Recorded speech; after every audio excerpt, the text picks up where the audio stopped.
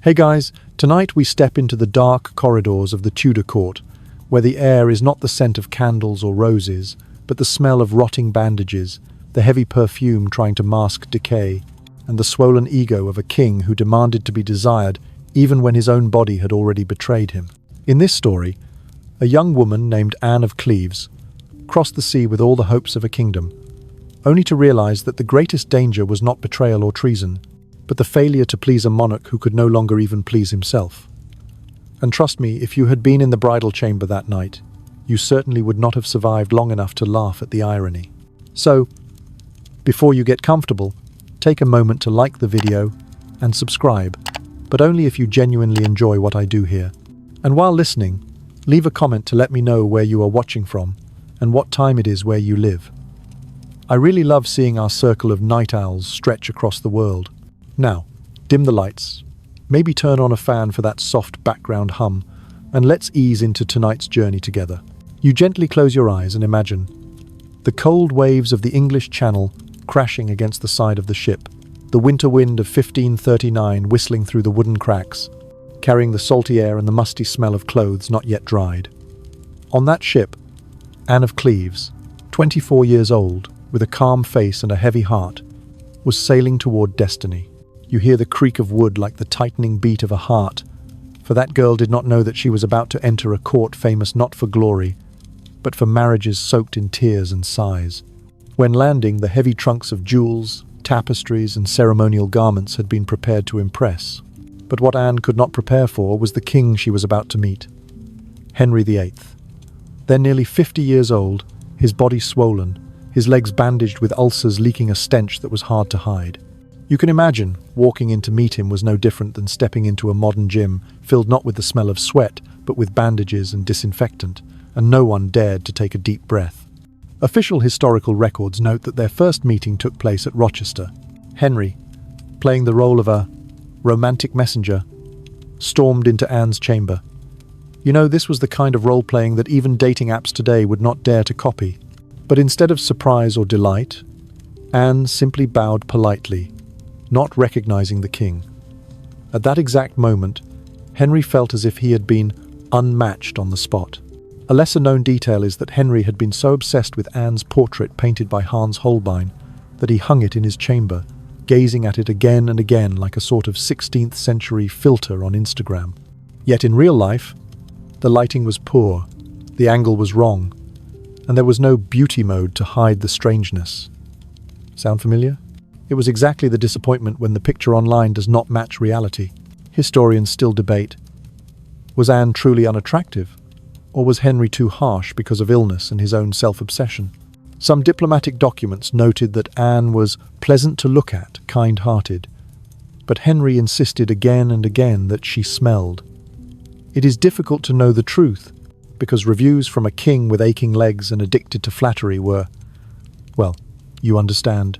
The wedding took place on the 6th of January, 1540, at Westminster Abbey. You imagine a grand celebration, overflowing with music and golden cloaks. But in reality, it looked more like a disguised funeral. Henry wore gold-embroidered fabric but with a scowling face, while Anne kept her calm German composure. The crowd whispered behind their fans, while foreign envoys recorded every detail to report back. Their king is not happy. On the wedding night, Henry complained that he could not perform his duty. Instead of admitting his medical condition, ulcerated legs, obesity, perhaps even impotence from complications, he put all the blame on Anne. You see, this was the earliest example of gaslighting in a royal marriage. If there had been marriage counseling back then, even a psychologist would have given up. A strange detail rarely mentioned. The ladies-in-waiting of the court even had to examine Anne's body to verify the king's claim that she was not attractive. Imagine being turned into a case study for the entire court to discuss, like a public trial of opinion. The only difference was that in the 16th century, there was no social media to report Henry for body shaming. Meanwhile, Anne still had to appear at court, attend festivals, and smile beside the indifferent husband whom everyone knew had already set his eyes on another young woman. And yes, that was Catherine Howard, only in her teenage years, young, charming, becoming the king's new center of attention. You can imagine Anne at that moment was like an abandoned account, while Henry had already rushed to follow someone else. Historians debate, was Henry truly captivated by Catherine, or did he simply need an excuse to discard Anne? Either way, the historical fact shows that less than 6 months after the marriage, the annulment process was underway. En chose acceptance. Instead of resisting like Catherine of Aragon or Anne Boleyn, she signed the document admitting that the marriage was never consummated. In return, she became the king's sister, granted estates and allowances, living safely until the end of her life. A masterful move, for had she stubbornly argued, she might have ended up beside the severed heads in the Tower of London. A lesser-known detail, after being cast aside, Anne became rather popular among the common people and German merchants in London. She managed her assets wisely, invested in farms, expanded production, and even improved farming methods. Compared with the modern concept of a girl boss, Anne was indeed a classic version, but brilliantly successful. There are also academic debates suggesting, was Anne truly submissive, or did she quietly build a form of underground diplomacy between Germany and England through merchant relations? Some surviving letters show that she advised her brother, Duke Wilhelm, to be patient to avoid war with England. That may have saved England from a dreadful Catholic alliance. You may smile a little when you think that, in the end, the woman mocked as not attractive enough was the only one among Henry VIII's 6 wives who lived long, wealthy, and was buried with honour at Westminster Abbey. While Henry, the obese, foul-smelling and humiliating king, died first, leaving behind a 1,000-year stain. Indeed, sometimes living long and living peacefully is already a silent victory.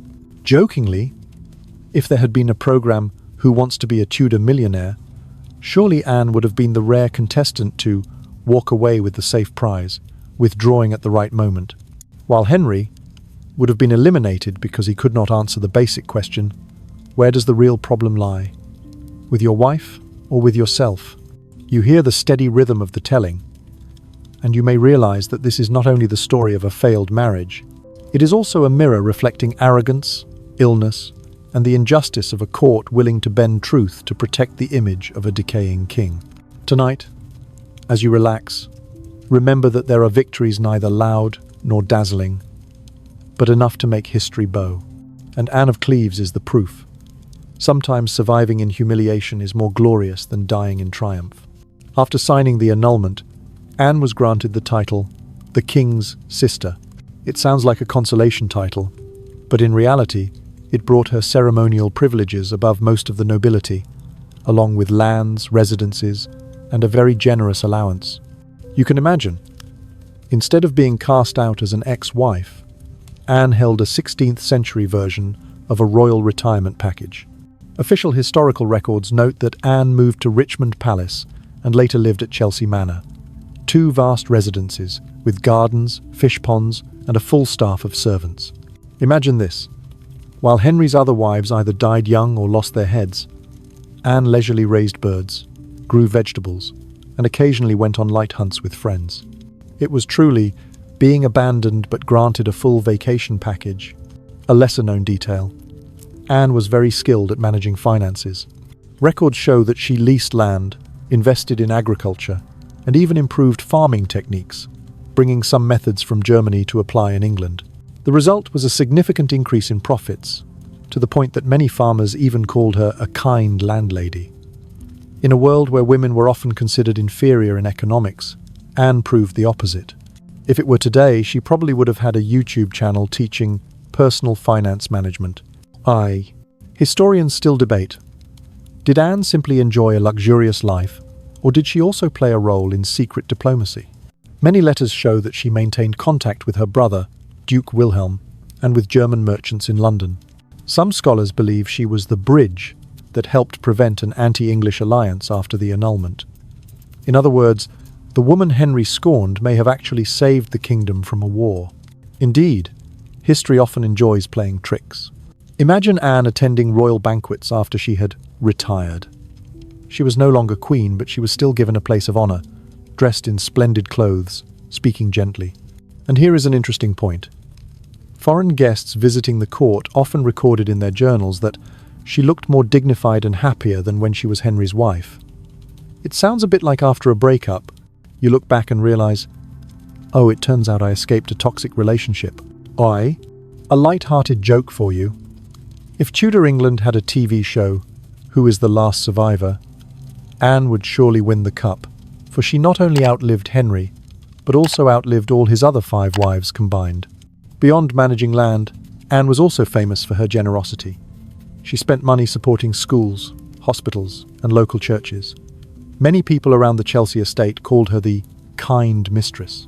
The name Rotting Queen that Henry gave her was nothing more than a mocking memory, because in reality she brought new life to the small communities around her. Another official event. In the year 1547, Henry died. And you know, among his 6 wives, Anne was the only one present at the king's funeral, standing solemnly in the procession. That scene was both tragic and ironic.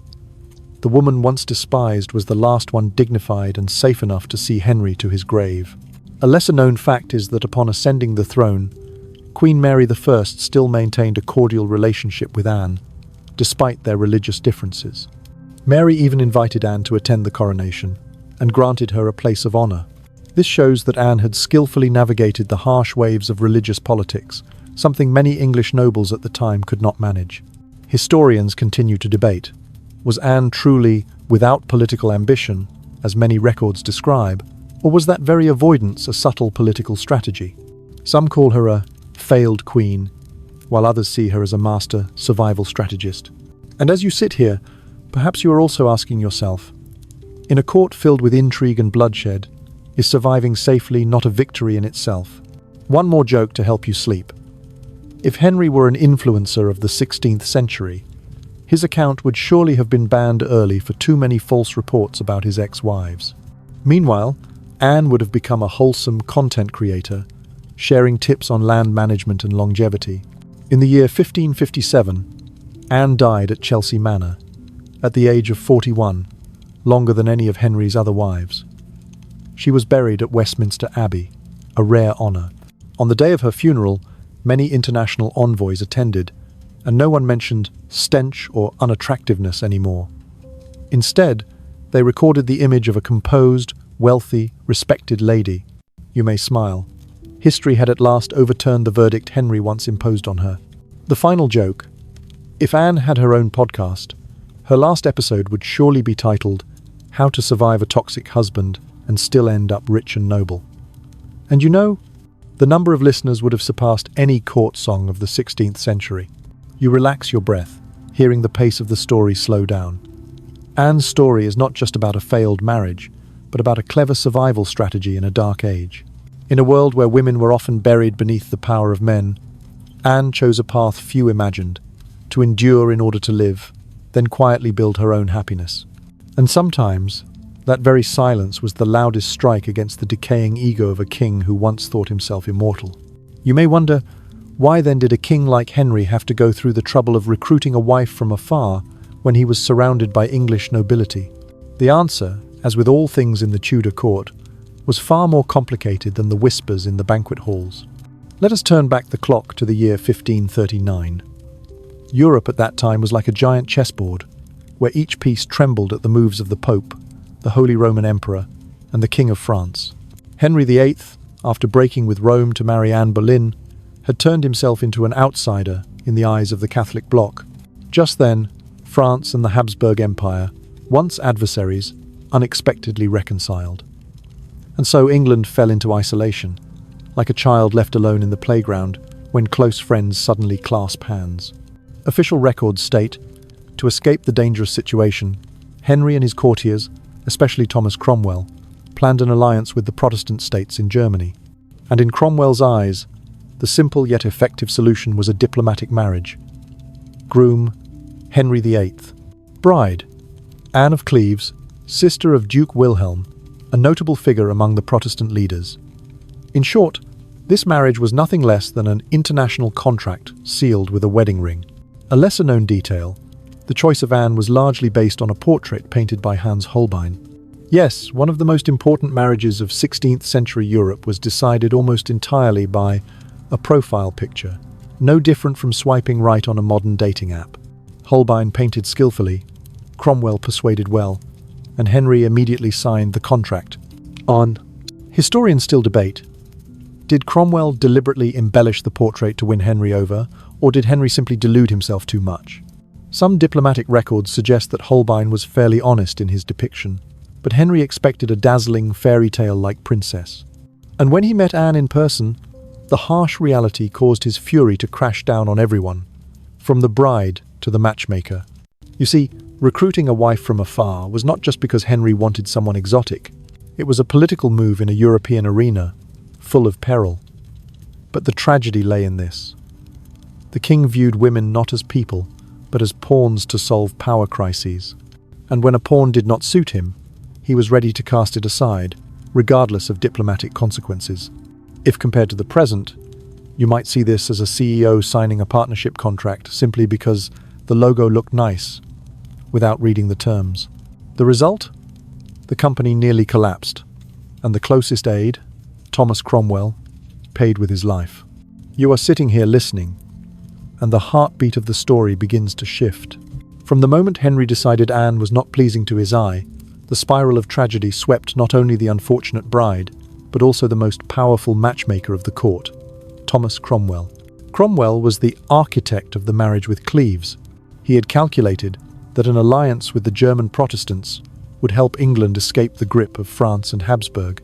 With the mind of a pragmatic statesman, Cromwell saw Anne not merely as a woman, but as a diplomatic bridge. Yet, you know well, in the Tudor court, politics was not always as dangerous as the king's fickle emotions. Official records state, only a few months after the wedding, Henry was secretly courting Catherine Howard, the niece of the Duke of Norfolk, only in her teenage years. She was young, beautiful, and above all, thoroughly English. For Henry, Catherine was like a rejuvenating tonic, reviving in him a sense of masculinity that Anne could not stir. The courtiers quickly understood. If they wanted to please the king, they must go along with the script. Anne was the mistake, Catherine is the future. A lesser-known detail, even before the marriage with Anne was annulled, Henry had already given Catherine precious gifts, arranged her residence in the palace, and openly praised her in front of the court. Imagine, Anne had to sit through banquets while her replacement was being celebrated warmly right beside her. It was no different than watching your ex flaunt a new relationship right before your eyes. Historians still argue, was Henry truly blinded by passion for Catherine, or was this merely the perfect excuse to annul a failed political marriage? Whatever the answer, Cromwell was the one who bore the consequences. For it was he who had misintroduced Anne to Henry, turning a political alliance into a public humiliation. The ending came swiftly. On the 9th of July 1540, the marriage with Anne was officially annulled, and on that very day, Parliament issued the order for Cromwell's execution. Only weeks before, he had been the Lord Privy Seal, the king's right hand. Now he was taken to the scaffold as a traitor. You can picture the scene: the Tower of London, grey skies, the crowd gathered. Cromwell knelt, the axe swung. The man who had reshaped England through the Reformation was reduced to a single cold stroke. Henry, meanwhile, breathed a sigh of relief, having eliminated an over-mighty minister while shifting all the blame for the failed marriage onto him. Indeed, Tudor tragedies always carried irony. Cromwell died in disgrace, while Anne lived on, secure at Richmond with the title the King's Sister, and Henry quickly turned the wheel to marry Catherine Howard. With the wedding held only days after the blood had dried, Cromwell was not yet cold on the scaffold. You see, in Tudor England, the matter of the old one, the new one, happened faster than a slip of the finger on a phone screen. If you are wondering what would happen to Catherine, let me remind you gently, being Henry VIII's wife was never a long-term role. And indeed, the young girl whom Henry once adored also fell into the terrifying vortex of a court filled with secrets and betrayal. Relax, for the story now takes a turn that is both fleetingly romantic and utterly tragic. Catherine Howard, the young girl whom Henry saw as the last spring of his life, appeared in court like a fresh breeze. Imagine this. Amid the palace chambers heavy with the smell of ointments and the overly sweet perfumes masking Henry's rotting flesh, Catherine entered with clear laughter and light dresses. For a king nearly 50 years old, obese, his legs so painful he had to lean on crutches, that image was no different than a rejuvenation filter on today's phone apps. Official history records, in the year 1540, immediately after annulling the marriage with Anne of Cleves, Henry married Catherine Howard. At that time, Catherine was only 17, 18 years old, truly just a young maiden. The entire court erupted, some applauding that the king had regained vitality, others whispering in mockery, "This is not a marriage, this is an escape from old age." A lesser-known detail, Henry was so infatuated that he called Catherine "my jewel," showered her with gifts and jewelry, and even forgave those who had once mocked her. It was said that just by Catherine smiling, the pain in Henry's legs eased somewhat. Does that sound familiar to you? It was exactly the honeymoon phase of modern love, except here, the ending would not be happy. Historians still debate, did Catherine truly love Henry? Or was she pushed into this marriage as a pawn in the Howard family's power game? Some say she was naive, dreamy, believing she was becoming a true queen. But others argue that the Howards had calculated carefully, raising Catherine to strengthen their influence, turning her into a political tool. Either way, the truth was that Catherine did not have the strength to survive the Tudor meat grinder. While Anne of Cleves lived safely at Richmond, Catherine was swept into the storm. Henry was always surrounding her, flaunting her before foreign envoys as a belated triumph of his own.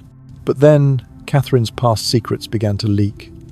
Her former romance with Francis Derham, rumours that she was not entirely virginal when she entered the king's marriage bed. For Henry, obsessed with honour and masculinity, this was nothing less than a stab into his already swollen pride. A strange detail, the ladies-in-waiting, once her allies, turned into spies. They whispered to Henry about letters, about glances Catherine gave to another young man, Thomas Culpeper. The rumours spread like fire meeting wind, and soon my jewel became the treacherous snake. Historians still debate, did Catherine truly have a secret love affair while already Henry's wife? Or was it all exaggerated to remove her? Some legal evidence of that time is vague, but in the Tudor court, all it took was the king's belief to turn rumour into a death sentence. And then, tragedy was unavoidable. In the year 1542, Catherine was imprisoned in the Tower of London. Imagine the 19-year-old girl, once hailed as the young and beautiful queen, now curled up in a cold cell, hearing the crows outside the fortress walls. Her final words before the scaffold were recorded. She asked for forgiveness, admitted her faults, and prayed for God's mercy. When the blade fell, Henry did not only lose a wife, he also lost the illusion that he was still youthful and desired. Catherine died, leaving history with yet another chapter in the long list of women crushed under the massive shadow of the Tudor king. And you see, the irony is clear. Anne of Cleves, mocked and humiliated, lived peacefully to the end of her life, while Catherine Howard, the Pearl of England, lasted only 2 years on the Queen's throne before blood stained the Tower of London. You take a slow breath, letting the tale flow like water. For after all the breakups, bloodshed and tears, Henry was still not finished. The last woman on the list, Catherine Parr, entered his life as a paradoxical conclusion. The sixth wife, the final wife, and the only one to survive after his death. Imagine this. In the year 1543, Henry was old, obese, walking with difficulty, his legs wrapped in bandages, his breath so heavy that courtiers leaned away from the stench seeping from his ulcers. Yet he still wanted once more to seek love. And the chosen one was Catherine Parr, a widow in her 30s, not as young as Catherine Howard, not as foreign as Anne of Cleves, but an intelligent, skillful woman who knew how to survive at court as if on a life-and-death chessboard. Official records. Henry and Catherine married in July 1543. She was not only queen, but also like a nurse and a tutor. Catherine cared for Henry, bandaged his legs, soothed him with conversation, and at the same time tended to the education of the king's children. Thanks to her, Prince Edward, Princess Mary, and Elizabeth, later Queen Elizabeth I, all received better education and grew closer. A lesser-known detail. Catherine Parr had a passion for theology and even wrote books, extremely rare for women in the 16th century.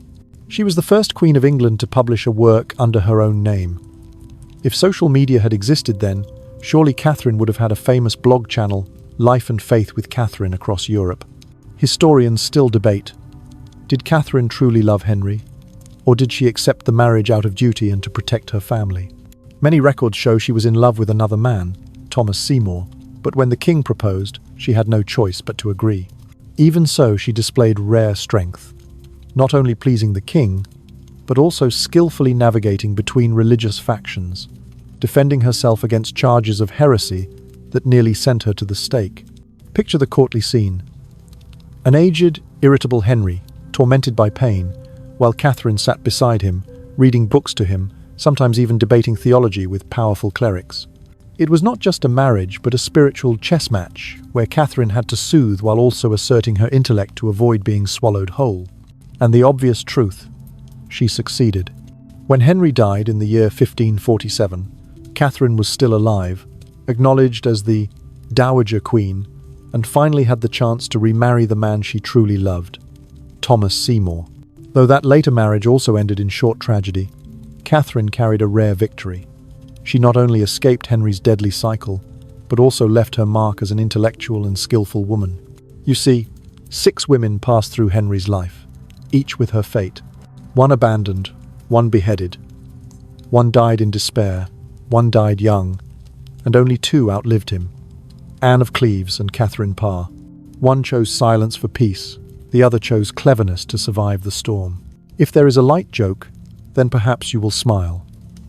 Henry VIII is famous as the man with 6 wives. But in the end, it was those 2 women who were the true winners, because they were still breathing after that mighty king had lain still in a cold grave. You take a deep breath. For to understand why Henry VIII became such a contradictory and tyrannical man, we must turn back the flow of time to when he was only a small prince, with no one thinking he would sit on the throne of England.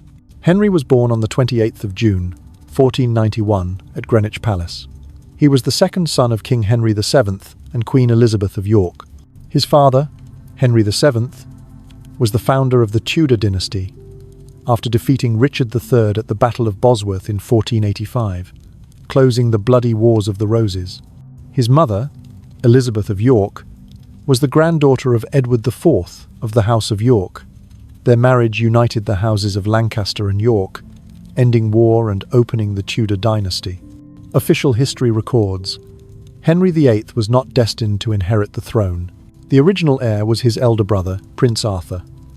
Arthur was married to Catherine of Aragon, the Spanish princess, to strengthen the powerful diplomatic alliance with the reign of Ferdinand and Isabella. But then tragedy struck. Only a few months after the wedding, in the year 1502, Arthur died at the age of 15, and Henry, the second boy of the family, suddenly became heir. A lesser-known detail: as a child, Henry was not raised like a future king, but was directed toward the path of the church. He studied Latin, French, music, theology, everything to prepare him to become an archbishop or a princely servant of the church. That explains why later Henry VIII was famous as a king of broad knowledge, fond of theological debate, even granted by the Pope the title Defender of the Faith for the book he wrote against Martin Luther. Ironically, he was the very one who broke with Rome only a few years later. Historians still debate, did Henry truly change out of political motive, or because of his passionate nature and enormous ego? Some argue that if Arthur had not died, Henry might have become a great churchman, instead of a king who brought terror to 6 wives. But others believe that even if he had not become king, Henry would still have been an explosive personality, a showbiz star in the context of the 16th century, impossible to confine in a monastery. Imagine the scene in the year 1509. Henry VII died. The throne stood empty. Henry VIII then was only 17, young, tall, riding horses majestically, playing instruments skillfully. The people cheered, the nobles praised, "This is the Golden King of England." Compared to the image of the obese, decayed old man we remember, the young Henry was truly like a rising star, just like a young athlete celebrated on social media, only to become decades later the main character of scandals. And in his baggage upon ascending the throne, Henry VIII had another important decision. He married Catherine of Aragon, his brother's widow. This was both a way to maintain the alliance with Spain and a comfort for an unfinished marriage. But that decision became the origin of the infamous tragedy, the divorce from Catherine after more than 20 years, and the break with the Roman Church. You see, Henry VIII was not born to be king, but destiny placed him on the throne.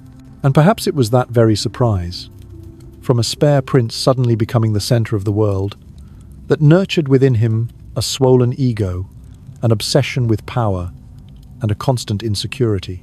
Close your eyes and imagine, before becoming the obese king, dragging each step with the stench seeping from ulcers, Henry VIII was once the heartthrob of all Europe. Indeed, in his youth, Henry was not the symbol of decay, but a perfect prince who made foreign envoys marvel. In the year 1509, at only 17 years old, Henry ascended the throne after the death of his father. Picture this: a young man nearly 1 meter 90 tall, rare in the 16th century, with a well-proportioned, muscular body trained through horse riding and sports, glowing reddish gold hair, fair rosy skin. Many diplomatic records even describe. When Henry stepped into the Great Hall, the entire room lit up as if LED lights had been switched on. Compared with his final image, this was truly a plot twist that posterity could hardly believe. Official history records: Henry was extremely passionate about sports. He rode horses, jousted, hunted, swam, and even played early tennis. The English people of that time saw him as both an Olympic athlete and a music star. Yes, for Henry was also talented in music. He sang, played the lute, the organ, and composed. Some songs from that time were celebrated as his own creations, nothing less than a K-pop idol king of the 16th century. A lesser-known detail: Henry was also obsessed with fashion. He wore silk embroidered with jewels, custom-made leather shoes, silver belts, and imported perfumes. Every time he appeared, he was a fashion icon, enough to overshadow the nobles around him. One anecdote tells that when receiving French envoys, Henry changed into 3 different outfits in a single ceremony to ensure all eyes were on him. You see, flexing outfits was not just an Instagram game today. Henry was already playing it 500 years ago.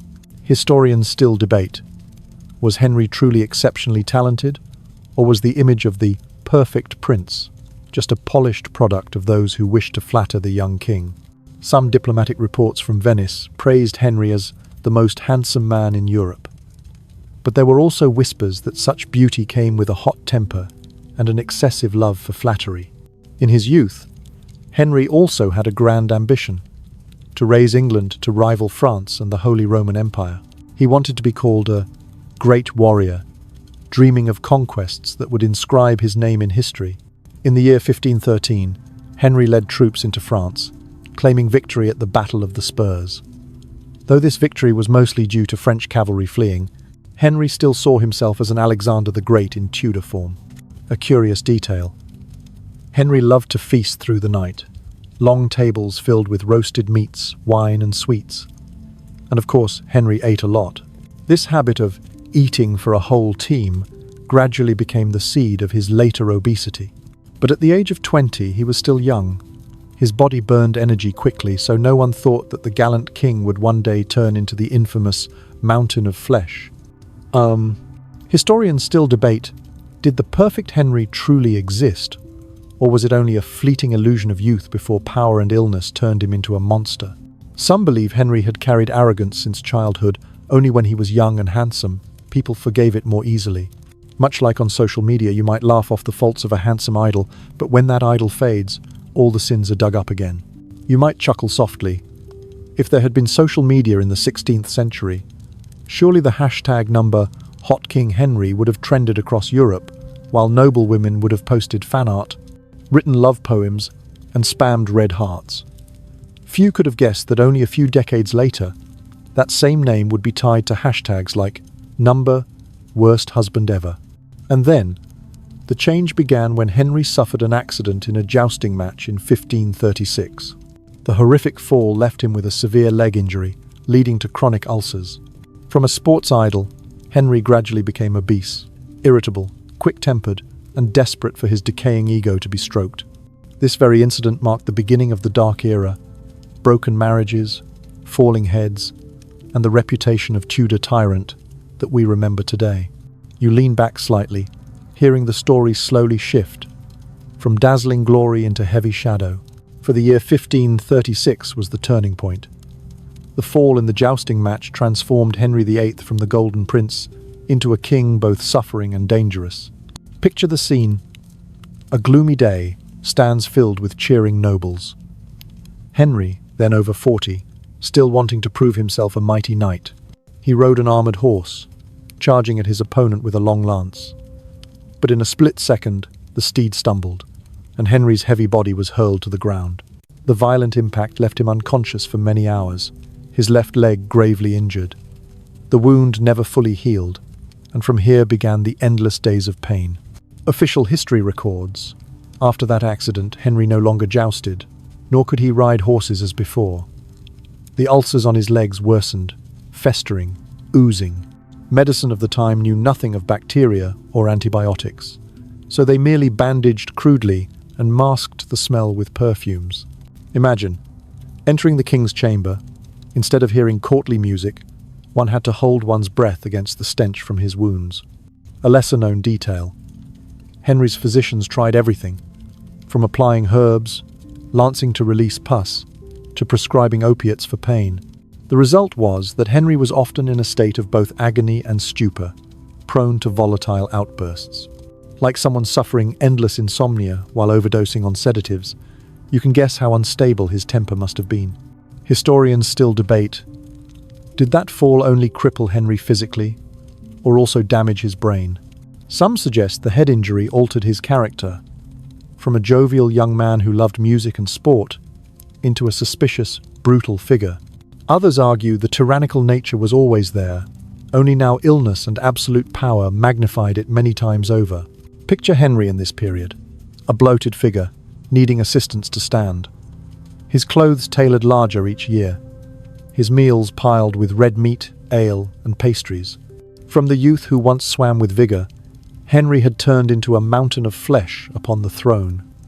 In pain, in rage, obsessed with still being seen as a man to be desired. A light joke. If there had been a transformation ranking like in superhero films, Henry would surely have taken first place, but from Captain Charming into the Incredible Sulk. It was right after the fall of 1536 that a series of harsh decisions were issued. That same year, Anne Boleyn, the second wife, was taken to the scaffold. Some historians argue that the physical pain made Henry even more desperate to seek spiritual satisfaction. He craved to prove his masculinity, and each wife thereafter became a mirror, reflecting the impotence he dared not admit. From here, Henry's marriages were no longer simply matters of love or politics, but battles with the shadow of old age, illness, and his obsession with power. You see, one fall from a horse not only changed the fate of one man, but also shaped the entire history of England. You release your breath, letting the story flow like the wind, for after the fall of 1536, Henry VIII was no longer the charming prince, once praised by all. He became a half-living, half-dead man, haunted by illness and age, yet still demanding the world bow down and acknowledge him as the ultimate man.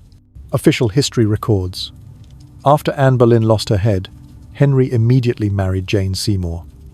Jane was gentle, quiet, and most importantly, she gave him a son, Edward.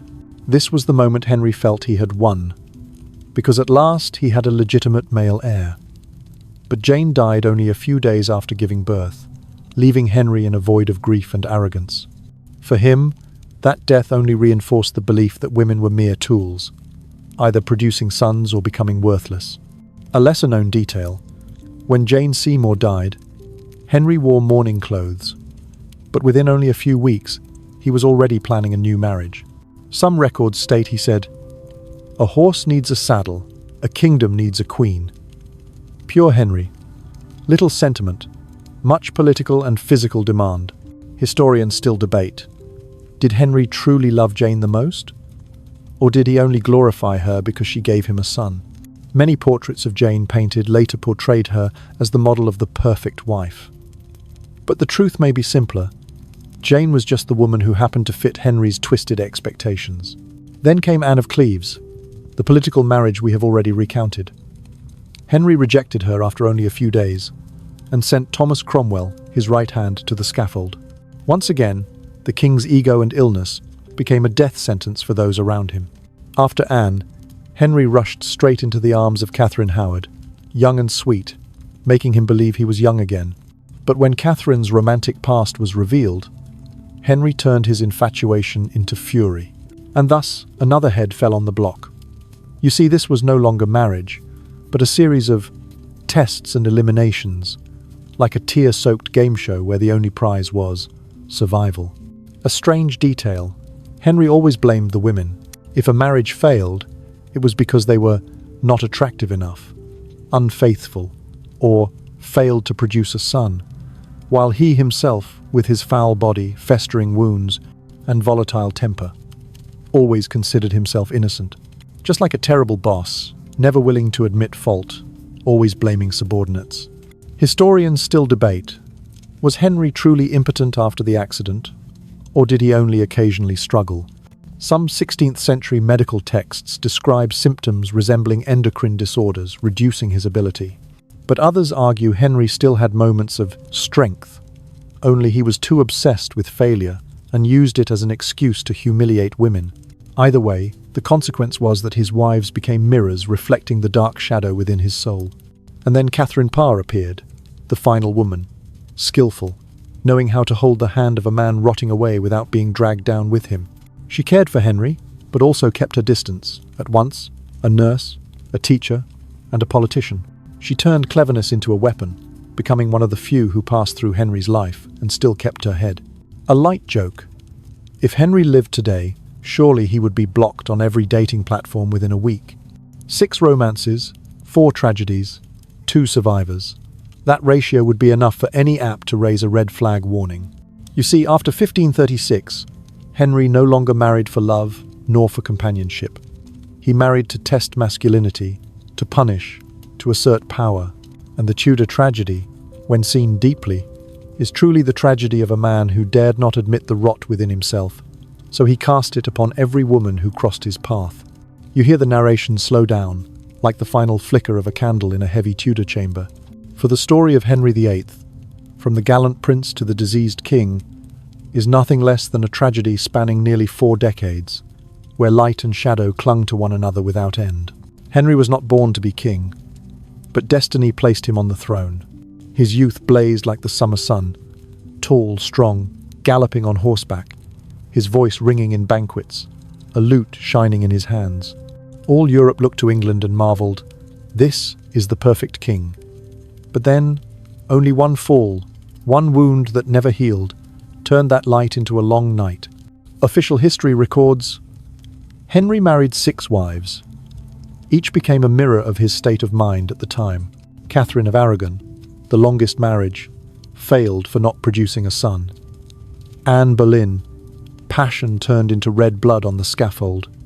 Jane Seymour, the only one to bear Prince Edward, but died too soon.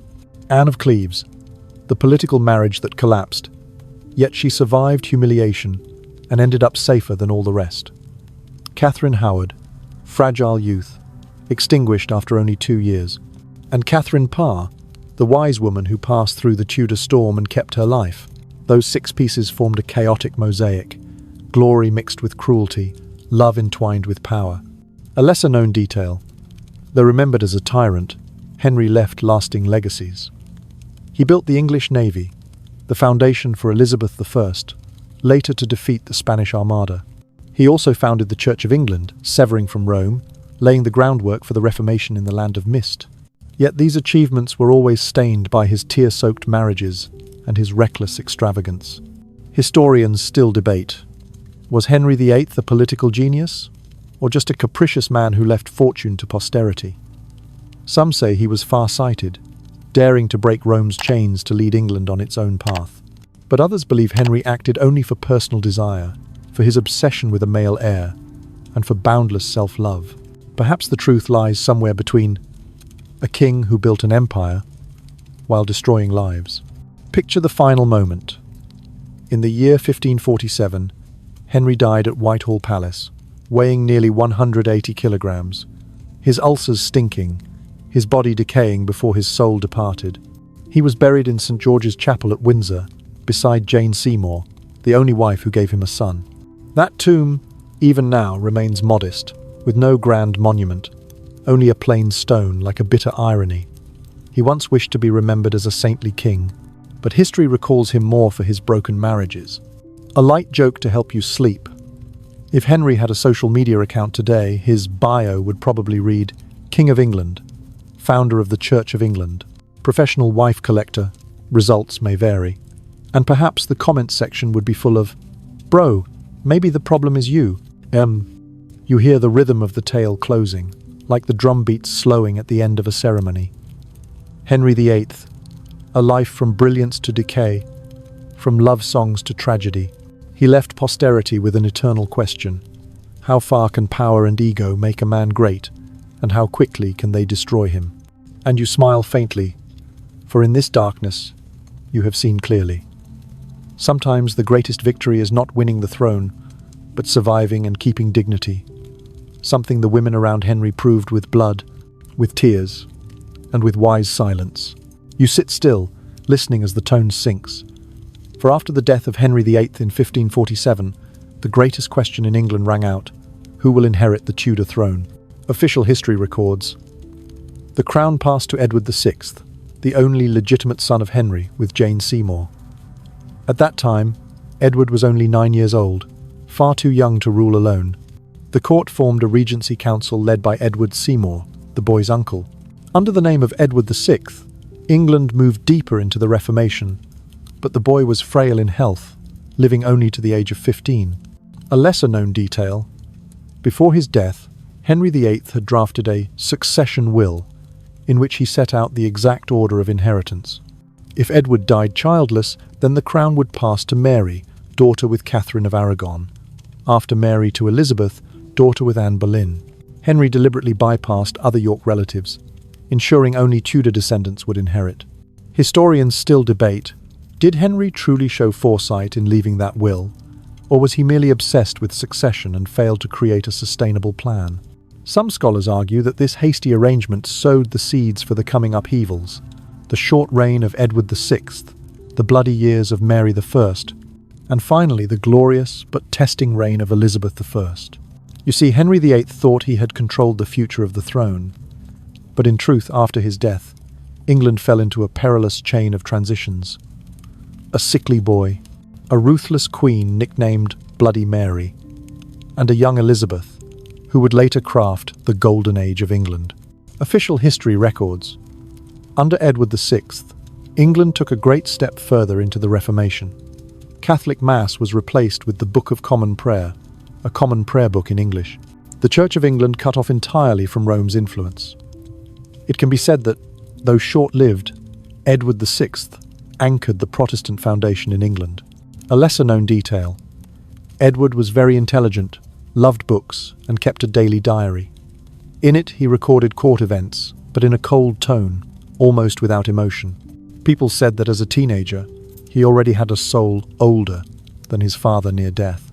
Historians still debate, was Edward VI truly a child prodigy king, or just a frail boy used by the Regency Council as a figurehead? For after all, Edward lived only to the age of 15, dying of tuberculosis or lung infection, leaving the throne still unstable. Mary I, the fiery queen.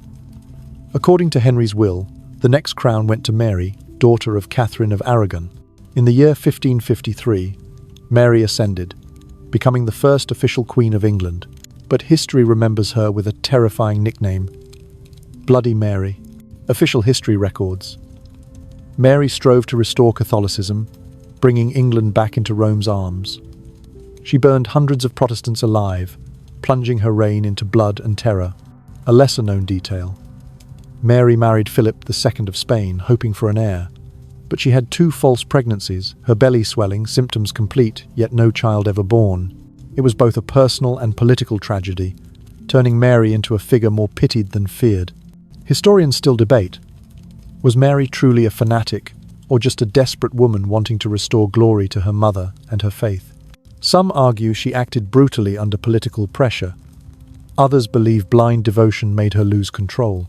Mary reigned only 5 years, dying in solitude in 1558, leaving the throne to her half-sister, Elizabeth. Elizabeth I, the immortal queen in memory. In 1558, Elizabeth ascended the throne.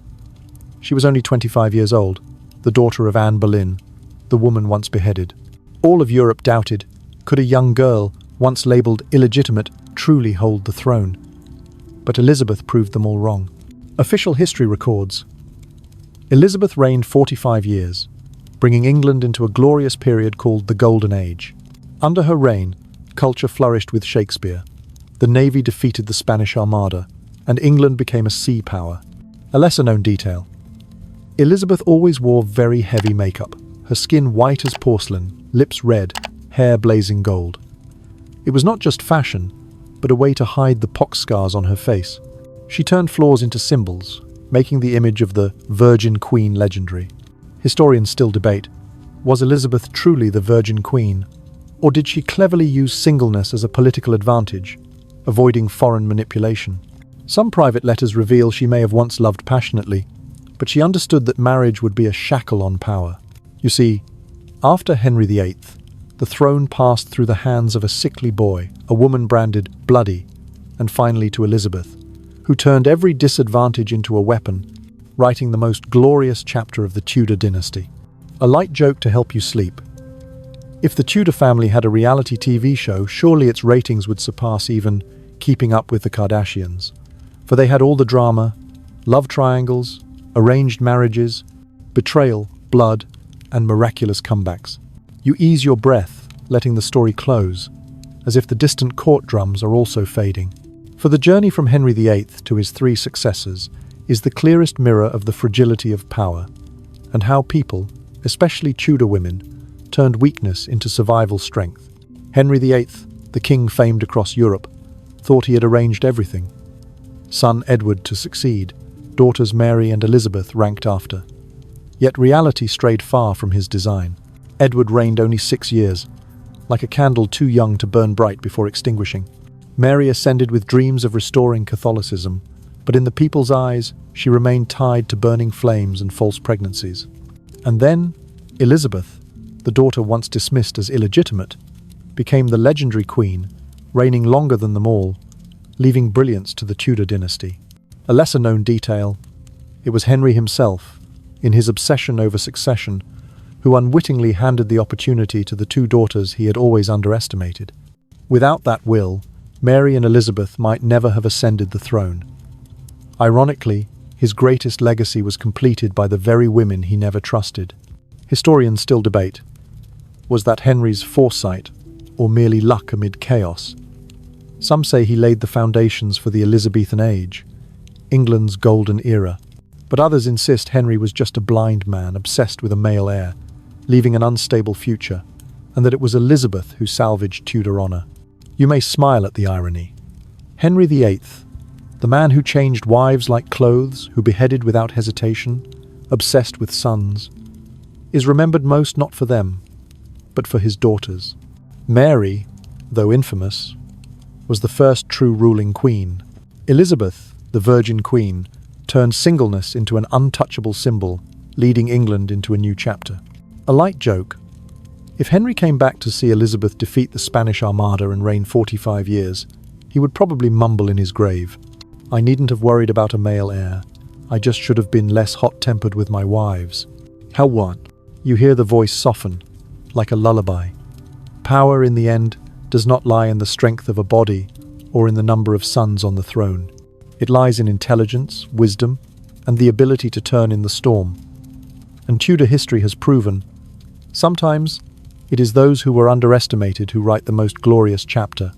Therefore, when you let yourself sink into the night tonight, remember, it is not always necessary to beat drums or raise flags to prove strength. Some victories come from patience, from cleverness, and from the ability to survive once the storm of power has passed. You close your eyes, letting the tale become a final whispering breeze. O listener in the night, you have travelled with me through a dynasty full of blood and tears. From Henry VIII, the Golden Prince turned rotting tyrant, to Edward VI, the young candle that never burned bright. Mary I, the queen with the Catholic dream, but left the name bloody, and Elizabeth I, the daughter once scorned but who shone brighter than all. Do you see, power is like candles in the wind, shimmering yet fragile. Some burn for a moment, then extinguish. Some flicker in choking smoke, leaving fear behind. But some burn steadily, shining enough to illuminate an entire age. A light joke to make you smile before you drift to sleep. If the Tudor family had their own group chat, surely Henry would spam messages like, "I need a son," while Elizabeth would just send a single emoji, and the whole group would fall silent. And now, as your eyes grow heavy, let this story fade, like incense smoke in an ancient chapel. For history, after all, is not only to remember blood and thrones, but also to remind us that survival, wisdom, and patience are sometimes stronger than any sword. I wish you a peaceful sleep.